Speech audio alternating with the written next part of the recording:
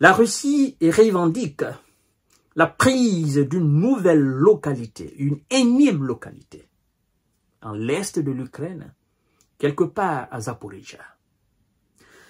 C'est le pacte que nous avons signé, vous et moi. Je dois vous informer de la moindre information. La plus petite qu'elle soit, je dois vous informer. À plus forte raison, la grande. Et effectivement, pour respecter le pacte, vous devez de partager la vidéo dans tous les groupes possibles, de vous abonner massivement à ma chaîne YouTube Kanté J Visionnaire le vrai et d'activer la cloche de notification pour recevoir mes émissions en temps réel. Je vous invite également à vous abonner à ma page, ma nouvelle page Facebook. Pour ceux qui sont sur Facebook, vous partagez largement les vidéos dans tous les groupes possibles. Oui, parce que nous sommes en train de développer cette page, mesdames et messieurs. Les hommes de M. Vlado sont inarrêtables. Depuis le début, ils sont inarrêtables. Mais depuis un certain temps, ils ont mis le pied sur l'accélérateur. La vitesse est déjà engagée. La plus grande des vitesses, elle est déjà engagée.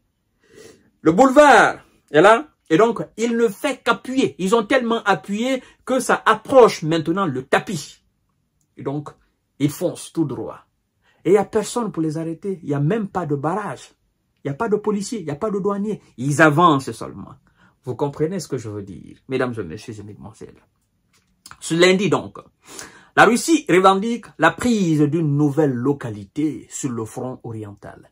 Je ne vais plus dire une nouvelle localité stratégique ou importante. Parce que toutes les localités sont importantes dans un pays. Le plus petit des villages, il est aussi important que la capitale. Parce que ce sont nos habitants, nos citoyens, concitoyens qui sont là-bas. Donc nous devons de protéger chaque centimètre carré de notre territoire. Puisque nous n'avons pas la capacité, mais que nous obéissons aux injonctions de ceux qui nous ont poussés à bomber le torche face aux puissants voisins qui est à la Russie. Donc, la responsabilité incombe à ceux-là de protéger notre territoire. Parce que dès le début, ils ont su que nous n'avons pas les moyens pour faire face à notre puissant voisin. Et donc, ils nous ont dit, nous allons vous aider. Et donc, la responsabilité incombe dorénavant à ces gens-là. Et donc, chaque centimètre carré de notre pays perdu, ils sont responsables de ça. C'est ça la réalité. La Russie a revendiqué ce lundi, donc 23 décembre 2024, la prise d'un nouveau village dans l'est de l'Ukraine, à une quinzaine de kilomètres des limites des régions de Zaporizhzhia et Dnipropetrovsk, où ces troupes, parlant des troupes russes, ont l'avantage face à des hommes de M. Zelensky en très grande difficulté. C'est devenu le refrain. Partout, vous entendez que les soldats russes ont pris une localité. Le refrain, c'est face à des soldats de M. Zelensky en très grande difficulté. Moi, je voudrais tout simplement qu'on change le refrain. Face à des troupes occidentales en très grande difficulté. Manque de soldats, manque de munitions et manque de rotation. Le ministère russe de la Défense a affirmé dans un communiqué que ses forces avaient libéré le village de Storozheve dans la région orientale de Donetsk. Il est situé tout près de la petite ville de Velika, Novosika, que les soldats semblent en voie d'encercler. Donc, c'est déjà encerclé. Dans cette bataille, mesdames et messieurs et mesdemoiselles, ce sont des centaines de S qui ont été envoyés au repos définitif du côté de M. Zelensky.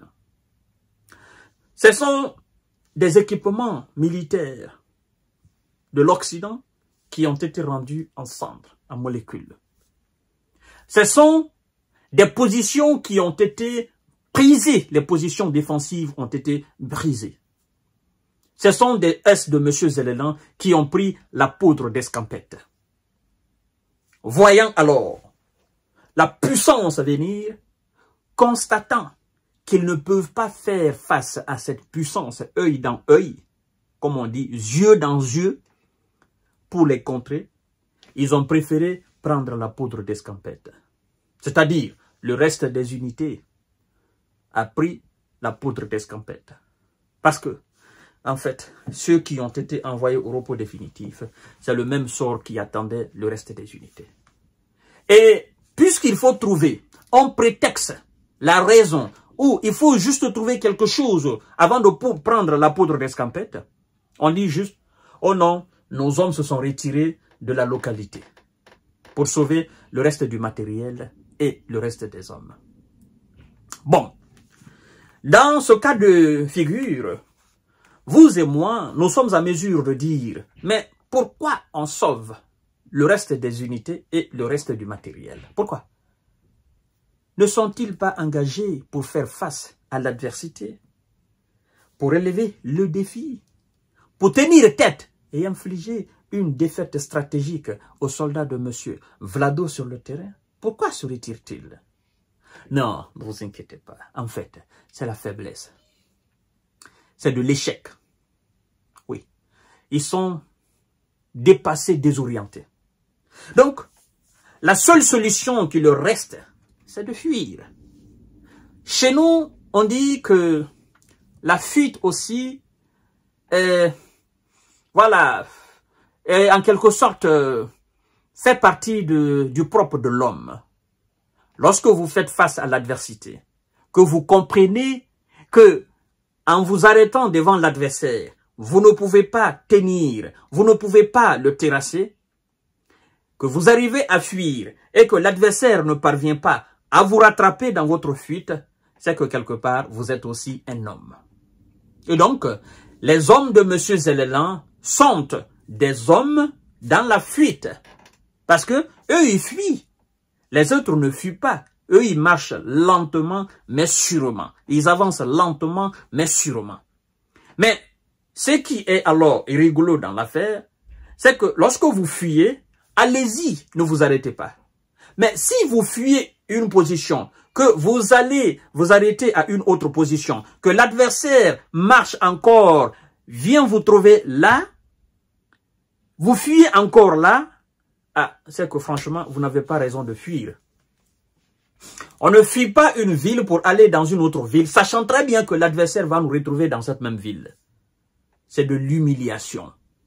Si moi je dois fuir une ville, parce que l'adversaire est plus fort que moi, je vais très loin. Je ne veux même pas faire face maintenant à cet adversaire, parce que je serai alors rempli d'humiliation. Je ne peux pas être nomade dans mon propre pays. Je fuis une ville de mon pays, je vais dans une autre ville, l'adversaire me trouve là-bas, je vais dans une autre ville, je deviens nomade dans mon propre pays. C'est le cas aujourd'hui des hommes de M. Zélélan. C'est ce que Zélélan a voulu pour ses propres concitoyens et donc son armée. C'est ce que les Occidentaux ont voulu en envoyant des merceaux là. Donc, vous allez passer votre existence à fuir. Mesdames et messieurs, on vous parle de paix, vous dites non, le rapport de force. Mais pourquoi vous fuyez? Pourquoi les positions tombent comme ça? Pourquoi les lignes défensives sont-elles brisées comme ça là, chaque jour? Pourquoi chaque jour maintenant ce sont 2, 3, 4, une localité qui tombe? Vous n'avez pas honte? Les visas, vous n'avez pas honte? Monsieur Macron, monsieur Olaf Scholz, monsieur Keir Starmer, vous qui voulez infliger une défaite stratégique à la Russie, qu'est-ce qui se passe? Pourquoi vos hommes fuient comme ça sur le terrain? Pourquoi?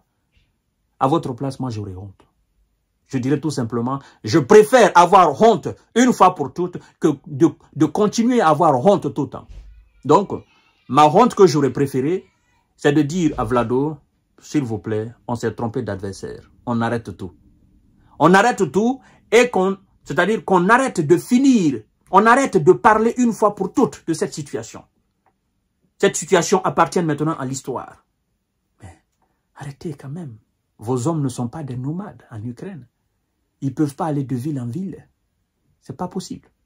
Mesdames et messieurs et mesdemoiselles, voici donc ce qui s'est passé ce lundi-là. Je vous reviens tout à l'heure pour notre série d'informations de décortiquage. N'oubliez pas de partager la vidéo dans tous les groupes aussi. Merci beaucoup et je vous souhaite une excellente journée de lundi et donc une excellente semaine.